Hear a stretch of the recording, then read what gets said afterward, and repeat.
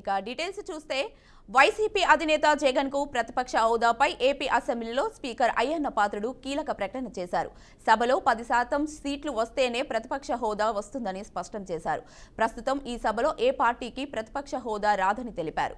ప్రతిపక్ష హోదా కల్పించాలని హైకోర్టు స్పీకర్ కు సమన్లు ఇచ్చినట్లు తప్పుడు ప్రచారం చేస్తున్నారన్నారు. స్పీకర్ కు దురుద్దేశాలను ఆపాదించడం సభ హక్కుల ఉల్లంఘనే అవుతుందని ఆయన తెలిపారు.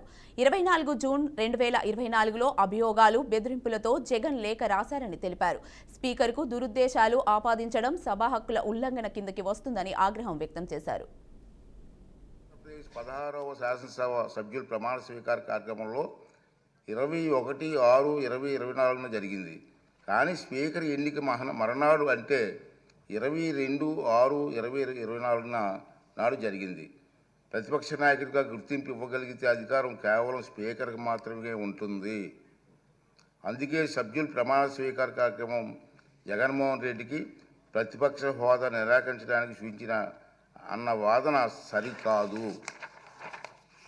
నిజానికి జగన్మోహన్ రెడ్డి వైఎస్ఆర్సీ శాసనసభ పక్ష నాయకుడిగా ఎన్నికైనట్టు 26/6/2024 వరకు మా సచివాలయానికి తెలపలేదు. నెంబర్ 1.